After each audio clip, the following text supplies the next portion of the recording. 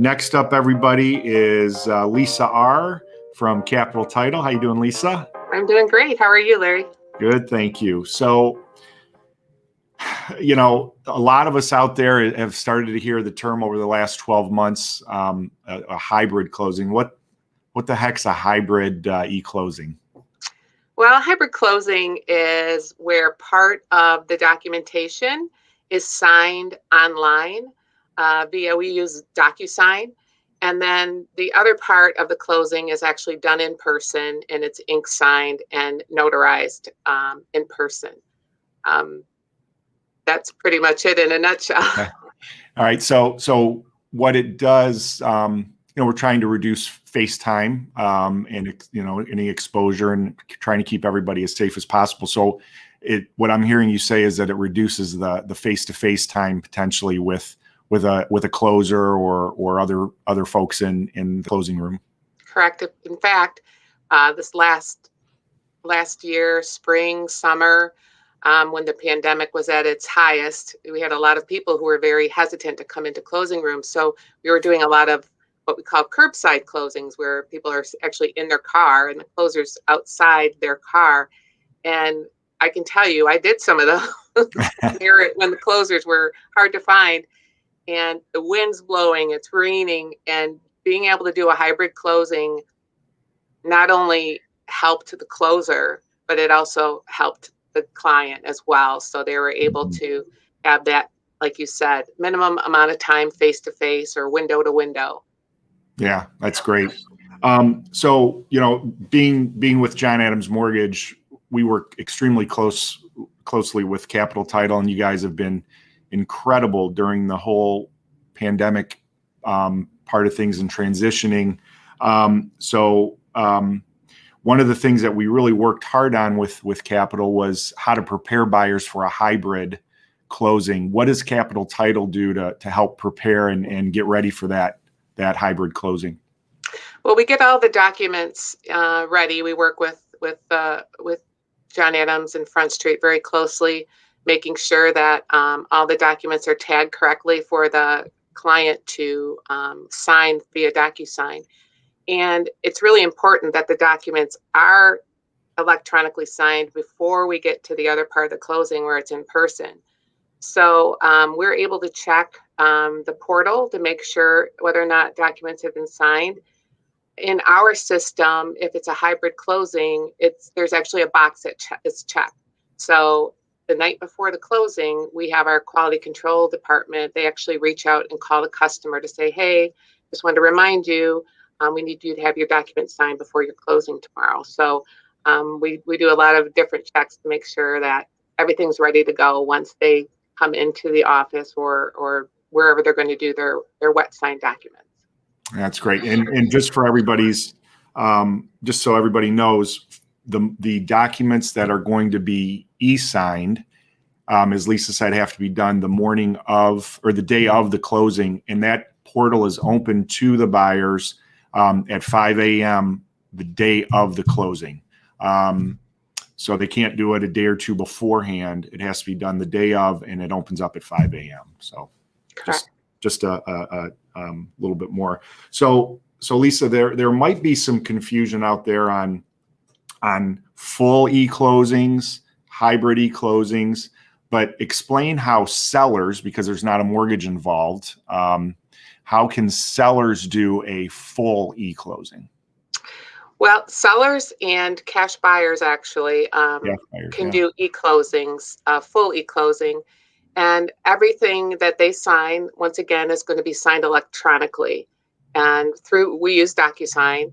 They can be anywhere in the world, anywhere they have an internet connection, and there's no papers that need to be printed. So it's a pretty nice deal. But you need to check with your closing representative at Capital Title to make sure that your particular transaction will qualify. There are some municipalities that will not accept online notarized documents, deeds, things like that. So we have to make sure that it's whatever they're signing is going to be able to be recorded. So check with your Capital Title branch first.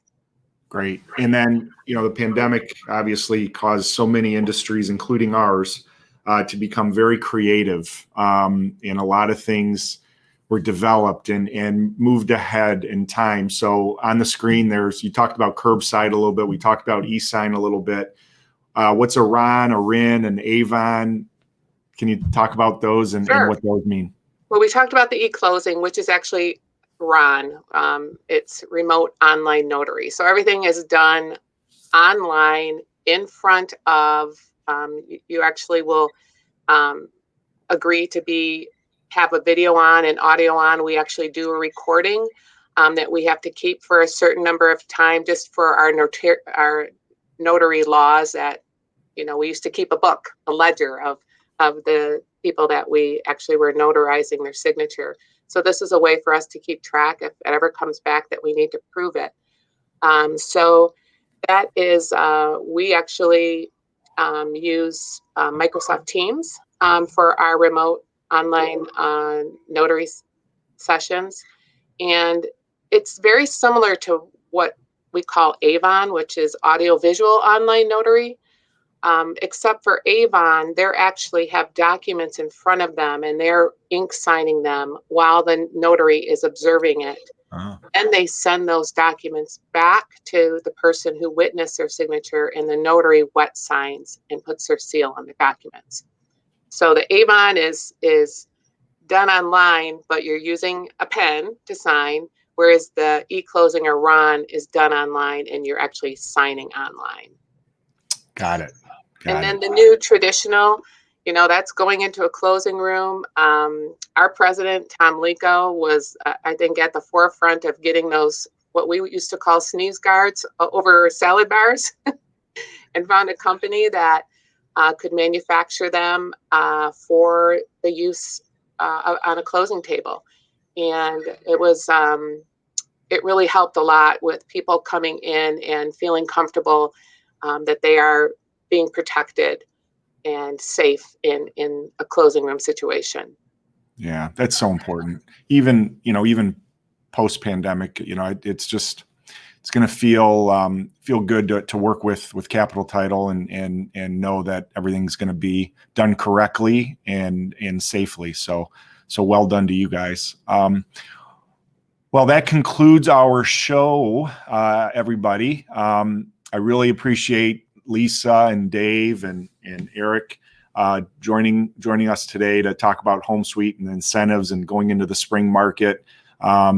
It should be a very interesting year. Hopefully we're gaining some more inventory throughout the year. It's a great time to sell, and with prices being the way they are and interest rates still being close to record lows. Our next show coming up in April is going to be a first quarter recap.